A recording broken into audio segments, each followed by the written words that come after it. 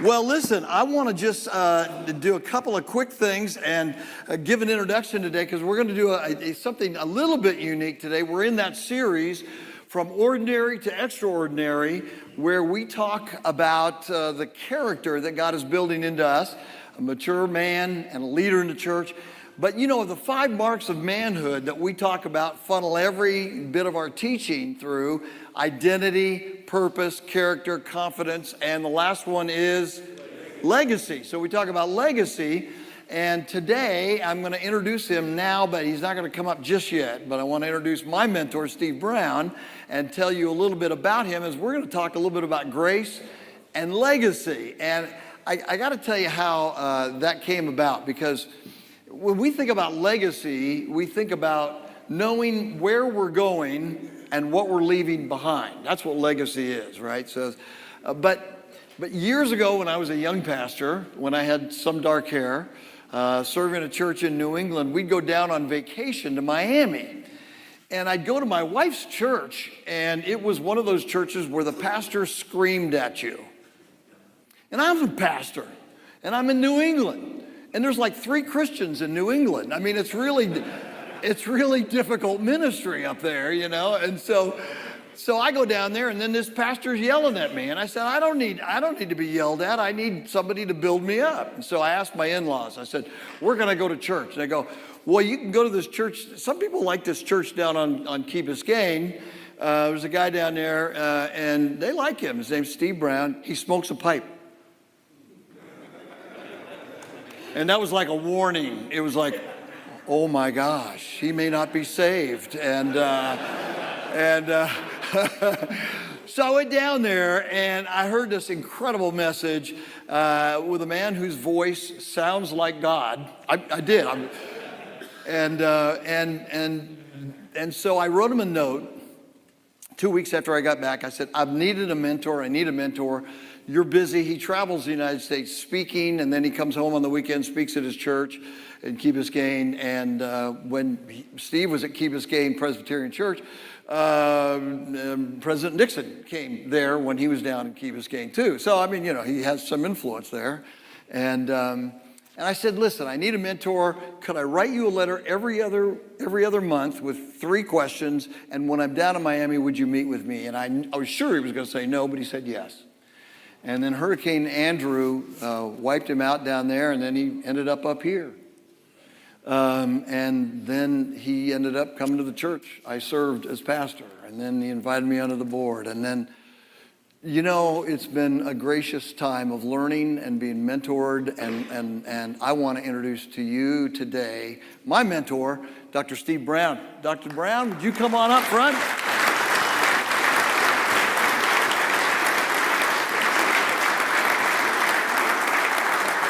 Watch that right there. I'll watch it. I know. Steve was speaking, and Steve, come and have a seat and join us. And, you know, Steve was speaking at Northland a few weeks ago, right? I was. And what happened? They almost killed you. I fell twice. You know, when you get old, by the way, you're fortunate to have me. It's not because I'm so smart or good looking. It's because I'm old and I don't give a rip. I spoke for my granddaughter's graduation recently at the university, and I told them that you're fortunate to have me, and that's because I don't care. If you want to know the truth, listen to an old guy. At any rate, I was at Northland.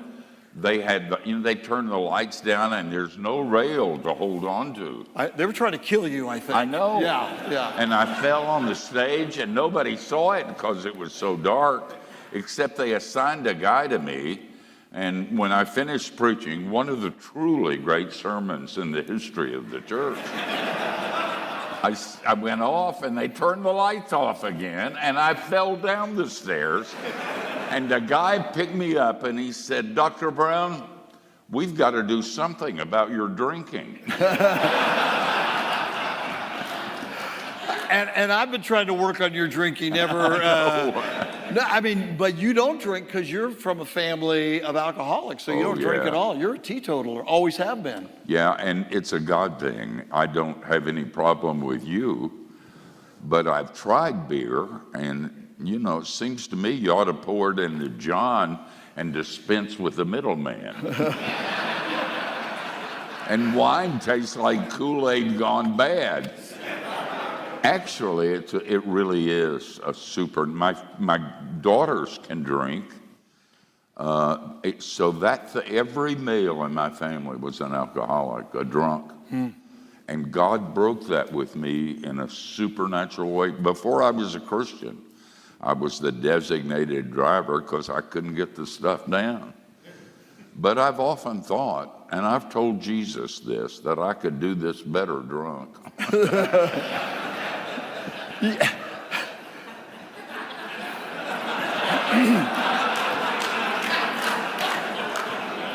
As you can see, there's things that when you have a mentor that you do not follow, right? Or you do not say. There's things that Steve Brown can say and has said and has gotten away with that if I said it, the church would empty. I mean, it just doesn't work. But he's from North Carolina, Asheville, actually. Your city got messed up big time. And he's got this incredible voice. Sounds like you could read the newspaper and people would come to Christ because they would think God was speaking to them. But you've also been a prolific author over the years. The first one I read from you after I met you was If God is in Charge, which is a great book talking about the sovereignty of God in real practical ways. And you're still writing like crazy, like Talk the Walk, Hidden Agendas, one of your most popular books, there's so many, but one of your most popular books is How to Speak So People Will Listen, on how to speak. So if guys want to learn to speak, that's a good one too. This one, Laughter and Lament. I mean, these are men's-sized books, and I don't have any to sell or give away. You can go to Key Life if you want to get one of these, keylife.com. But Laughter and Lament, tell the guys a little bit about that. Well, I teach at the Billy Graham Center pretty often, and they wanted to advertise an upcoming seminar, and so they asked me, "What's your title?" I had no idea. And so just off the top of my head, I said, "We're going to talk about the laughter of the redeemed." And they put that up and advertised it with the crowd that was there for that seminar. And then people were asking me what we were going to do in the next seminar. And I said, "We're going to tell each other our best jokes."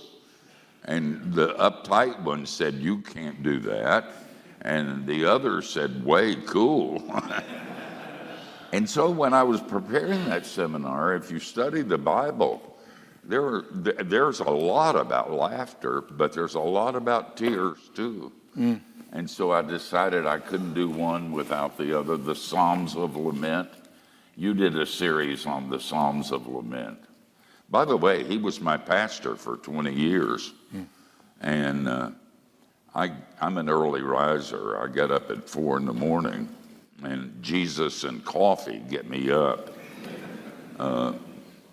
I don't know about Pete and coffee getting me up. I know that he didn't really want to see me this morning. I want you to know, or you guys. He would rather be with Jesus, I think. But glad you came. I love this man more than you know, and you're very, very fortunate. I don't know what I was saying.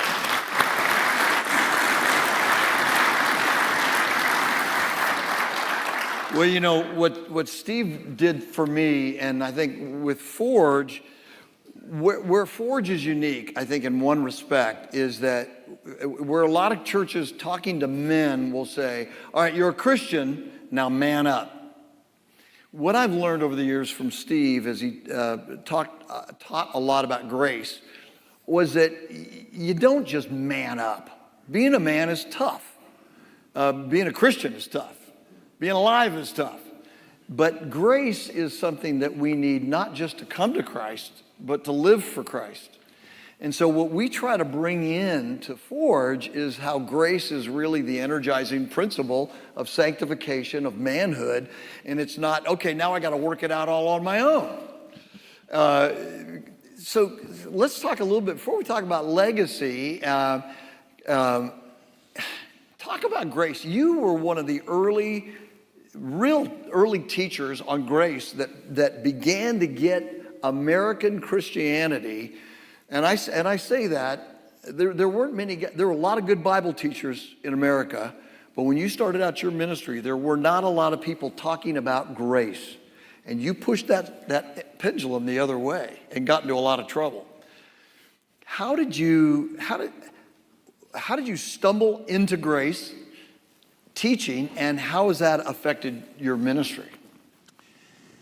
If you're a pastor, it's a horrible place to be because you're constantly on show.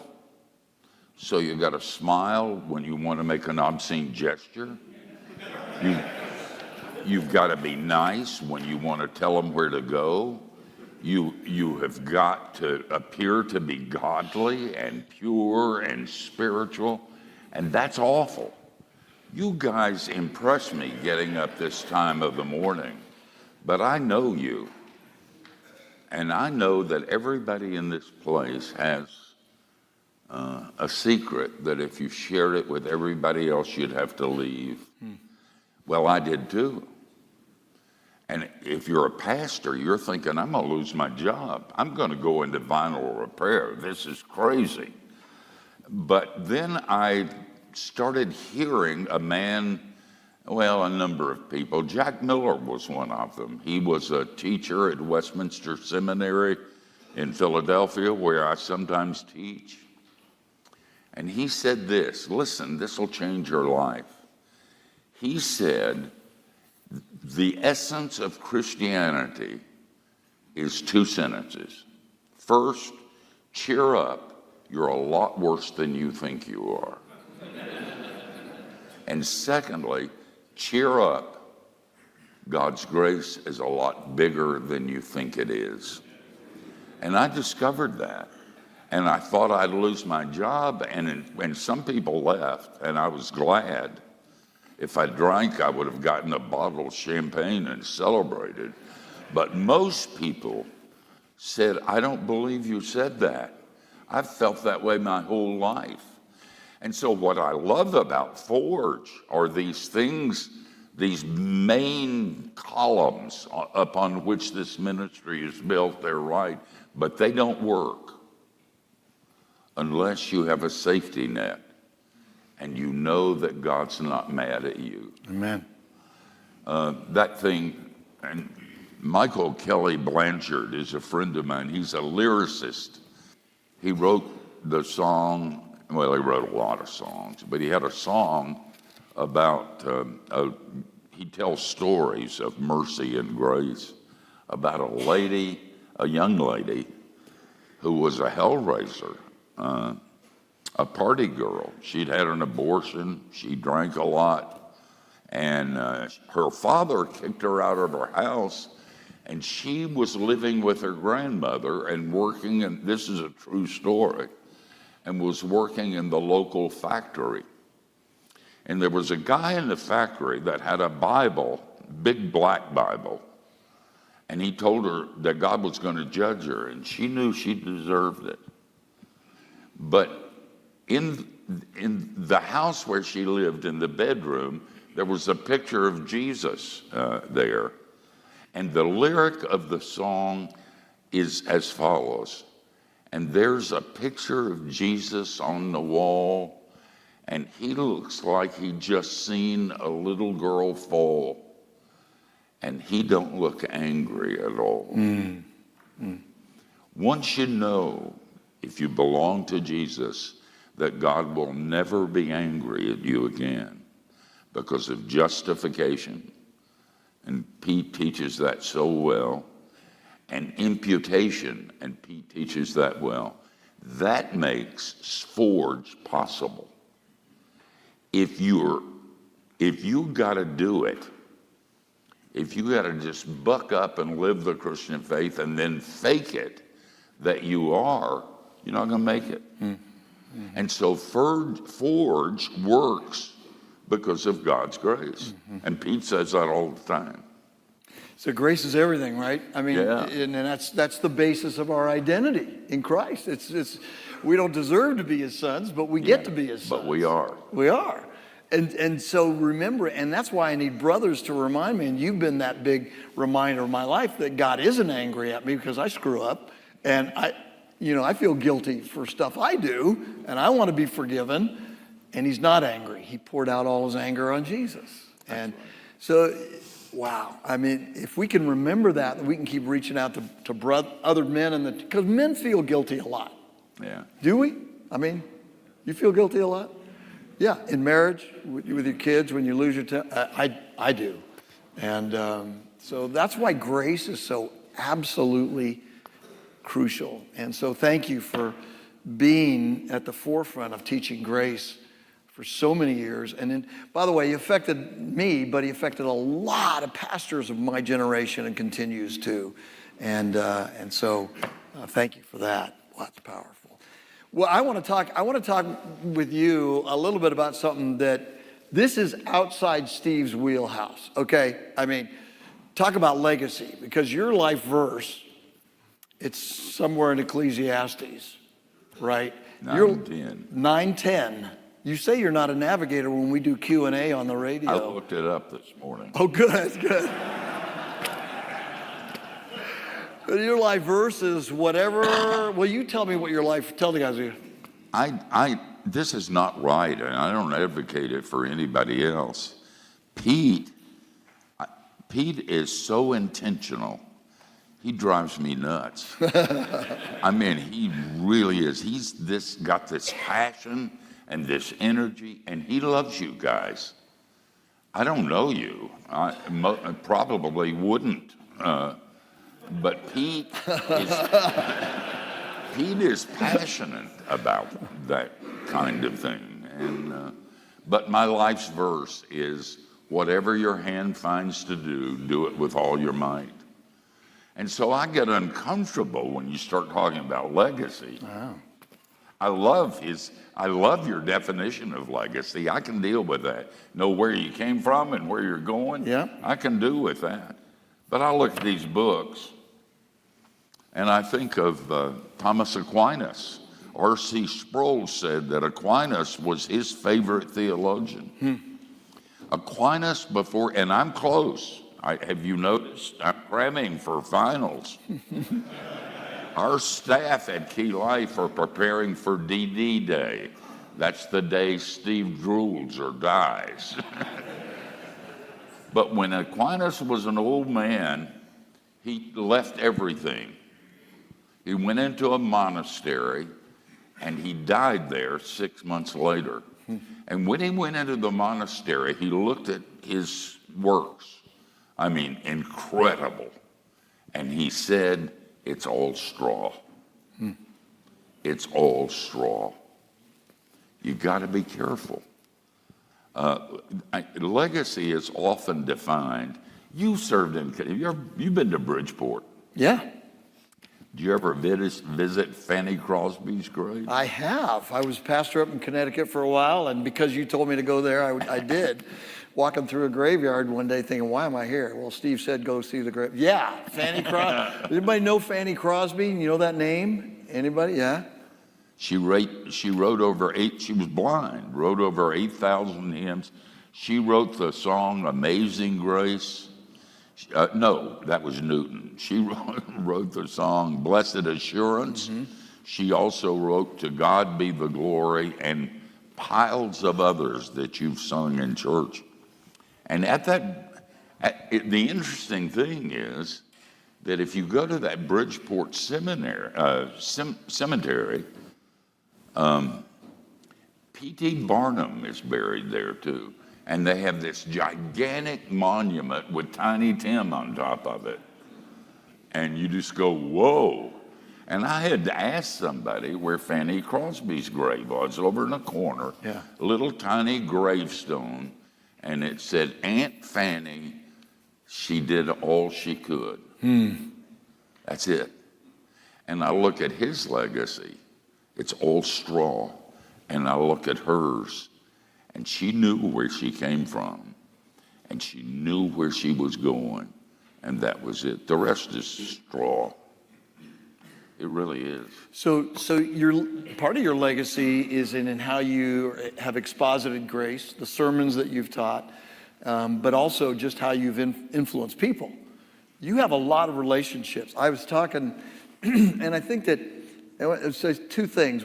If you're a pastor and you have a celebrity in your church, be careful.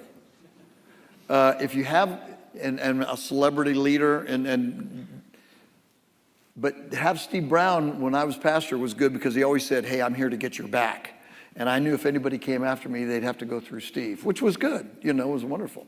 And but when you have a celebrity pastor, when you know a celebrity person in ministry, oftentimes that you see what they do, what the legacy they leave this way.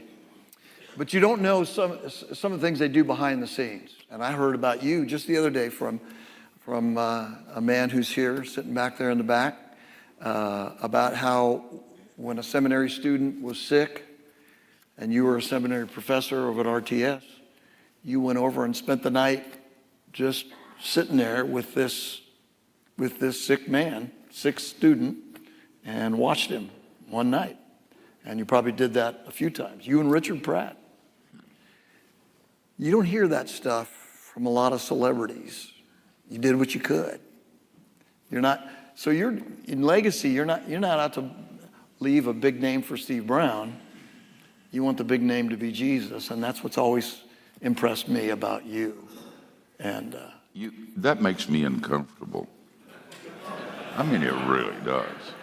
What, talking about Jesus? Ask my wife about, is he a celebrity? And you'll get the truth. I know, right? And this is straw. You know, part of legacy is being authentic. And I hate that word. It's overused, but I don't know a better one. Being who you are.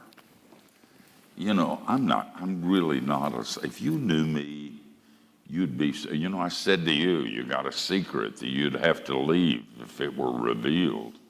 The truth is, I got a bunch of those. And I need this job, so I'm not going to tell you what they are. But it's crazy. I mean, writing books is crazy. I ran away from kindergarten. I graduated fourth from the bottom at a big high school. It's insane, and taught in a graduate school. That's crazy. All of my doctorates are phony. Explain that, okay? Well, I mean, you didn't go get them from the seminary of what's happening now. No, I mean, yeah, right. Yeah, right.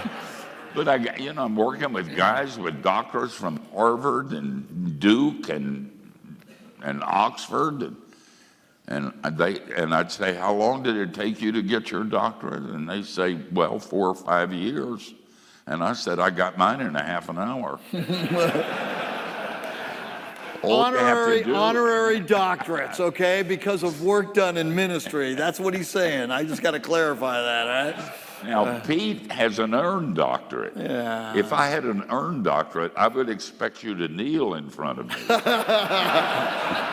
But all I did was speak at graduations at colleges and universities. They make a doctor out of you. And so I got this string of doctorates, and I'm not even a nurse. And Pete says, a celebrity pastor, and I go, what? Okay. One time when we were doing Lake Barkley seminar up in Lake Barkley, Kentucky, we're out in the middle of nowhere for a lunch. I mean, rural territory, nowhere, a little restaurant out in the middle of nowhere, and somebody comes walking up, Dr. Brown. I've been with you in a lot of places, and people know it. So that's why I say he's influenced a lot of people. And with that voice, you've been at a restaurant talking here, and people go, I know that voice. Because you're on the radio, and you've written, and you've spoken, and so you've influenced a lot of people. Yeah, but even my voice, I sounded like a burp when I came out of the womb. I didn't have a thing to do with it, and it gets old. Have you noticed how handsome I am? It gets old being a pretty voice. I just want to know. Legacy. So you know what? One of your aspects of your legacy is simply being authentic. That grace has made you what you see is what you get. Right? I love that. And that's what makes you so real. That's why God is using it. You guys are, you have no idea how refreshing you are. Just walking in this door this morning and watching guys be normal and authentic and real, because you don't have to pretend anymore. Mm-hmm. You screw up, welcome to the club. You a sinner, me too. You getting better? I think I am. Do you have a legacy?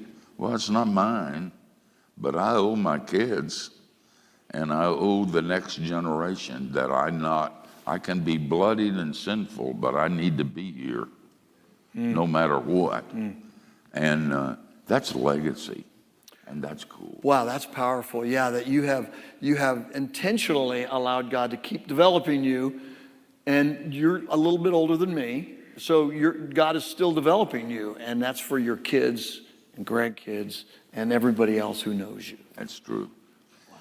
And I love that you haven't bought into the cultural stuff about what it means to be a man. Mm-hmm. You listen to Pete. That's truth. And that's deep truth, and it's important truth. And it depends on us not being weenies. We don't have to be weenies anymore. We can be a leader and be gentle and loving. The keeper, as a friend of mine says, the keeper of the garden. Wow. What would you tell men in the church today about their pastors and about how they can support pastors? It's hard to be a pastor. We have over 4,000 pastors on our mailing list. And if you're a pastor, if you write to Key Life, I probably won't see it. But if you're a pastor and you send an email, it goes right to me. If a pastor calls, they're put immediately through. And so I spend a lot of time talking to pastors. And because I'm so old, I can remember what it was like to be respected. They used to print sermons in the local newspapers of pastors. That's not going on anymore. And I don't know any job. Young men tell me they're going into the ministry, and I say, what were you smoking? Is something wrong with you? But it's very, very hard to be a pastor today. It really is. You don't have the community looking up to you. You're not making a lot of money. Everybody's out to get you. I teach students they better be meaner than their people or they won't survive. And so love your pastor. I did that with Pete. I mean, being a part of this church, I said, Pete, if anybody touches you, I'll kill him. And I did that for 20 years because I really meant it. I love this guy. And you need to do that with your pastor. Go to him and say, look, I want you to know I prayed for you this morning, and I love you, and I know what you go through. You need somebody to get your back, you let me know. I'm packing, and I can fix the problem. That'll mean more to him than you can possibly. For having a man say, I got your back in the church is such a big deal. Yeah. That is great. Guys, legacy as we think ahead. And, we got a couple of mics, and Brad and a couple of guys. If you got questions, let's get into this. You might have a question for Steve, a seminary professor, radio guy. And don't ask him the question, can I have your voice? Okay? I've asked him that, and I get first dibs. But he's denied me consistently. So there it is. I mean, what a gift. And by the way, your voice is a national voice. When you started out years ago, they tried to get you to do other things because they saw, because you've been doing radio forever. And you could have been way more than a pastor in terms of if you'd have been one of the voices on national radio and TV. But you didn't. And for that, I'm glad. You got some questions on legacy. Okay, we got Larry over here. Now, guys, remember that I wear these for show, and it's Pete's fault. We went shooting, and he gave me an M1, and it took my hearing away. So you got to, if you hear them, tell me. I'll answer the question. That is absolutely true. He had a set of hearing. I have an M1 Garand, and he had a set of hearing of earmuffs on, but it didn't have the noise Didn't cancel. put the batteries in. The battery wasn't in. And after he shot it, I said, "Shoot it one more time." And he goes, "No, I think I just lost my hearing." I go, "Shoot it one more time." He shot it one more time and couldn't hear me for the rest of the day, and still can't hear us. And I'm going to pay for that. No, it really isn't his fault. There we go. Steve, many of us are concerned about America being under judgment today. If that's true, what's the remedy? What did he say? If I have the interpretation. If America's under judgment today, what is the remedy? A revival, awakening. And I pray every morning for awakening. And we don't deserve it. We're a self-righteous, divided, evil bunch. And by the way, I think we're going to see awakening. I see it. Did you read what happened at the University of Ohio in the football team? They're baptizing people in bathtubs, and God is pouring out His Spirit. I hear that everywhere I go. God is beginning, what is it, the C.S. Lewis, Aslan is on the move, and he really is. And you don't hardly have awakening till things get really bad. And guys, it's really bad. It really is.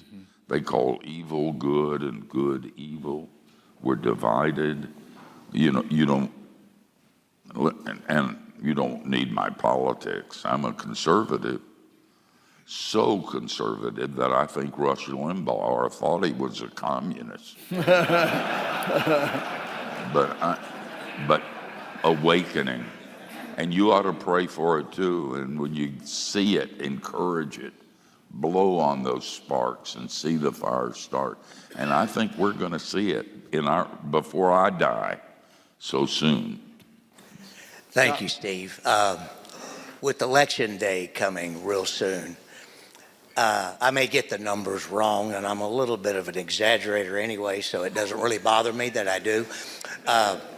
There's 55 million Christians that are not registered to vote and will not vote. And I'm really pissed off that from the pulpit, pastors are not encouraging and almost poking hard at professed Christians to get out and vote. Not tell you who to vote for, but in some cases I think that wouldn't even be a bad idea either, because we're not voting for a Jesus, we're voting for someone that lines up biblically with the choices that we have. So what's your thoughts on pastors taking on that responsibility to these 55 million Christians that are sitting on their butts? Okay, so your point is, should pastors be telling their people to vote, and if they don't vote, they're going to hell. If you don't vote, you'll get the fever and die. You'll get the fever and die. And pastors can't tell you who to vote for, and that's beyond the pale. You have to, in order to address political things in the pulpit, there has to be a clear moral and biblical reason to it. For instance, pastors should be addressing the pro-life situation. We need to be standing up and be counted. Morality is something. When the culture says something is good when it's not, we need to say so. but you can't do the political thing. But you can tell people, I didn't hear a word you said, but I heard what Pete said, so I got the gist of it. And pastors should, or you need to vote. You can't sit on your fanny. You got to get out and vote. And I'm not going to tell you who to vote for, but if you ask me when this is over, I'll tell you. That's right. All right. So there's a real controversial young pastor out there has gone viral this week, and basically he says, if you don't vote, it's passive rebellion. What do you think of that? I'm throwing that out there for you. Well, I probably agree with that, but it's passive, crazy, destructive rebellion. It's better to light a candle, as I've always said, than to curse the darkness. Ooh, I didn't say that. That's a very well-known quote. Light the candle, even when it's dark. There you go. I love it. I love it. Dave.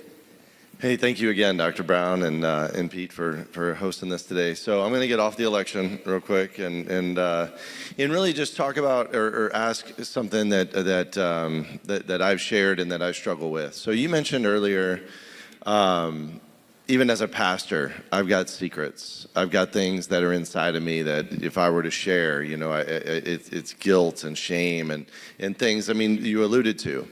So as us individuals, and men, right, and we've got these things a lot of times holding us back or could be holding us back, right? And the enemy has this shadow over us that keeps us, from that grace that you shared as well. How would you share with us, how would we go about that, right? I know that I don't like to ask for directions. I don't like to do this. I certainly don't want to, it's a very intimate thing, right? That we have. So when you say you have a secret, and obviously you don't want to say it from the pulpit and things, but would it be small groups? Would it be like Celebrate Recovery? Like what would you recommend? Your small little just fire team that you got? Like how would you say it would be good about that for those of us that struggle? So good point, Dave. And you need to listen to our podcast. Dave just did a podcast for us on recovery, and you were very authentic there. Basically, I think the question is where, you said, I'm not going to tell these guys deep, dark secrets, but you don't have a lot of deep, dark secrets anymore. But where would we process some of those things, that guilt and shame? Who would we process those things with? Where can we be authentic? Make sure you have one guy who knows you and everything. And in front of everybody else, tell them you got one guy who knows you. And you're not going to share because it's important that we not pretend to be something that we can't. And if you're a pastor, you're responsible for creating a safe place in your church. Church is not safe. When he says, I don't have any secrets, I have a lot of secrets. I just can't do the bad things I used to do because I'm old. But it doesn't mean I don't think about them. And see, just saying, and I used to tell students, just saying what I just said affirms what Pete's already done in this place. He's created a safe place. If you're not a sinner and you don't know it, and you're not ashamed sometimes, then you ought to leave this. This is not your place. But Pete did that in the church too. That doesn't mean you stand up and confess your deepest and darkest secrets to the world. It's none of their business. But make sure you got one person who knows you. And make sure that it's not the town gossip. So we got to keep working to build those authentic relationships. And we want Forge to be that, where if you share your guts with somebody, the response is not, you're kidding me, and put it on the internet. This has to be a safe place where we do pray for each other. So a few nights ago, my wife asked me basically what my aspirations are. I'm 57 years old, and this goes along with like legacy. My first, it was like late at night, so I'm trying to sleep. But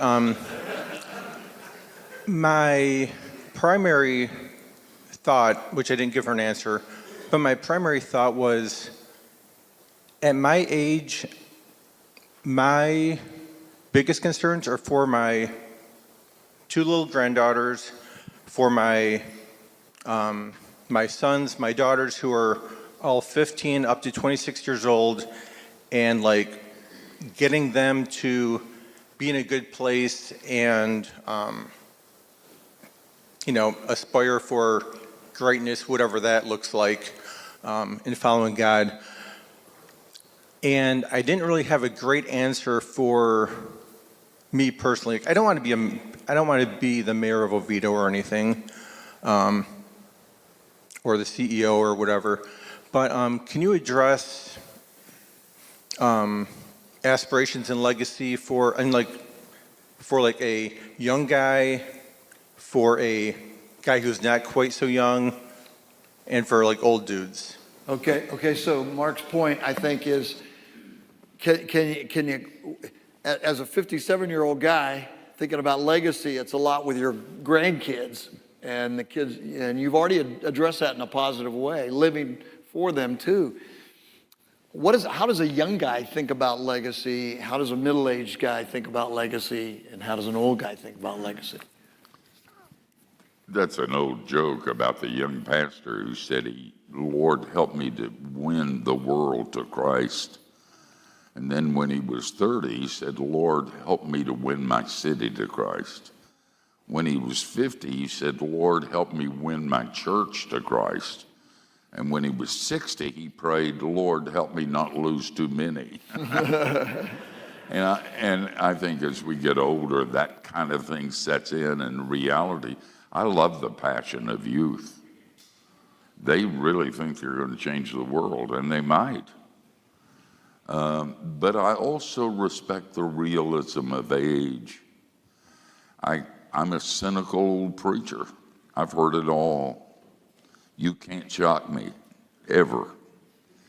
And so I have to fight the cynicism that wants to take from me the desire to be faithful and to see things happen in the name of Christ. And I do. But I'm not surprised anymore. And that changes as you get older. And that's the way God made it. That's a good thing. Cynicism's not a good thing. I repent of that. But realism is. And there's something to be said about youth. And there's something to be said about age. And the places where we're called and the things that we do. And that's a good thing. So tell your grandchildren, you go. There isn't any dream you can have you can't fulfill if Jesus has given you that dream. And then you got a middle-aged person that all of a sudden, I used to say to my students, seminary students have a tendency to be self-righteous. They know everything, and they're very judgmental of others who don't agree with them theologically. And I used to say often, in fact, I got quoted all over the country for saying it, son, you haven't lived long enough and you haven't sinned big enough to even have an opinion on that. And that's true. I'm not happy about dying. The good news is you're going to heaven, and bad news is you're going on Thursday. I'm not happy with that. But there is a sense in which I think of the people I've hurt and the things that I've done, the dark places I've been, the failure, the times, the regrets that I have. And that gets to be heavy when you're an old guy. And you can't fix it. You can't go There's back. some good stuff too. Yeah, you can't. So what I hear you saying that is powerful for young people, have a vision, seek the Lord's vision, attempt great things for God, go for it, Yeah. and we ought to be encouraging our younger Yeah. our younger family and friends and kids to go after stuff. But at middle age and beyond, we can get cynical. Yeah. And cynicism, if you're a cynical old man, that doesn't leave a good legacy. Right? And so you fight cynicism. Some of us, I think everybody who gets older will fight cynicism to some degree, but some temperaments, like we talked about last week, some temperaments can get more cynical Yeah, earlier. that's true. And have to fight it. So good point about legacy of dealing with Yeah. our own legacy, our own cynicism. Right? Forgiveness is the greatest power that we're given and that we have control over. It's not being taught how to use it. You see cancel culture and all these other things that are attacking the very foundation of forgiveness, but forgiveness isn't being exercised when it's been given to us. So forgiveness is not really being exercised in American culture today.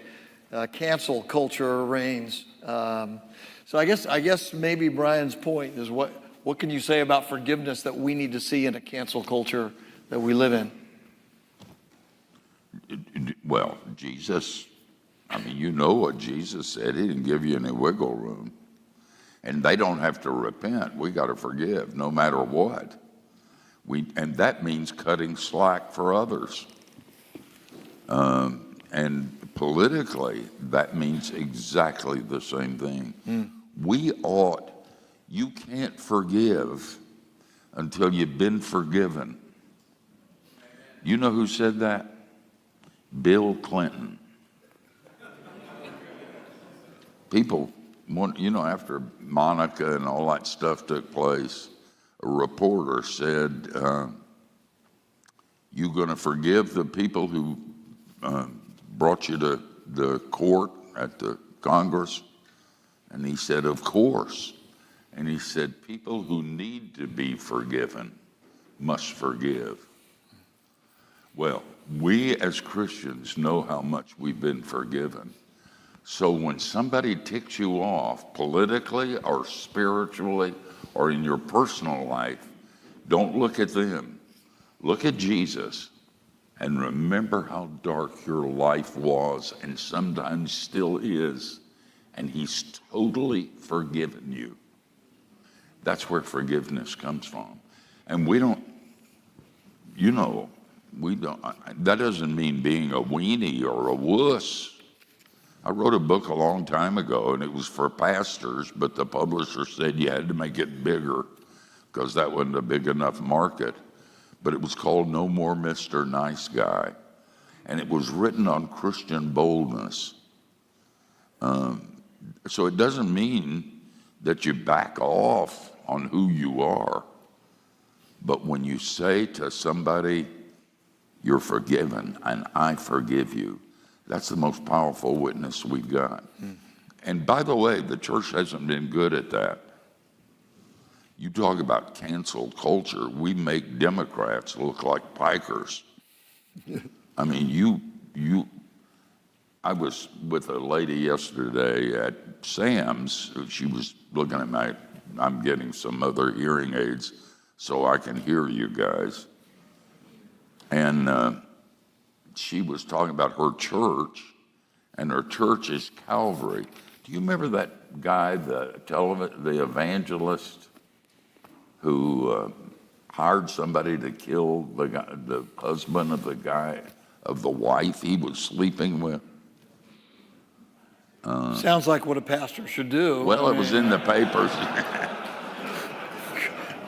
At any rate, he went to prison, and I wrote him every week while he was in prison. He's dead now, but he was a pretty well-known person. Yeah. You went and saw him in prison. I remember that. Yeah.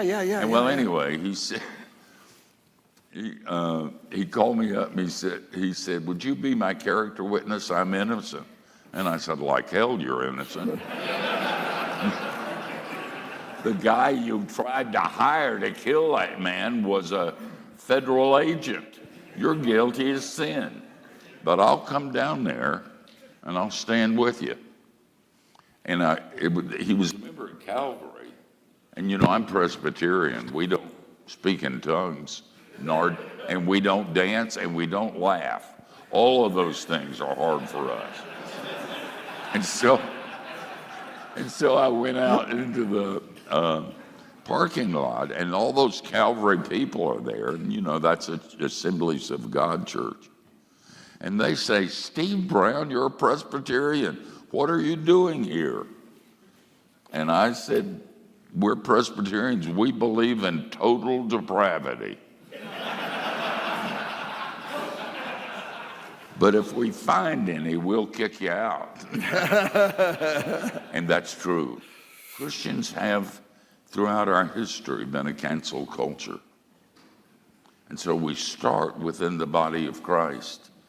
But we owe that we owe them our witness, our not shilly-shallying on truth, and we owe them our forgiveness. So we may oppose so much of what's going on in our culture. We vote against it. We stand against it. We talk against it. But we must love them as well. And in the meantime, and next week we're going to be talking about our family circle being an open circle. And then the week after that, I'm going to hammer those of you, all of you, about a Christian in the world and what we need to, how we need to vote, how we need to be. I'm not going to tell you exactly what to vote for, but aspects of the kingdom that we represent. However, we got to love our enemies, right? And we got to forgive them and keep moving. That's the value. That's the thing that I think is so challenging about the Christian deal is we got to love our enemies, speak the truth in love, and it's crazy. It's hard. crazy. It's difficult. Listen.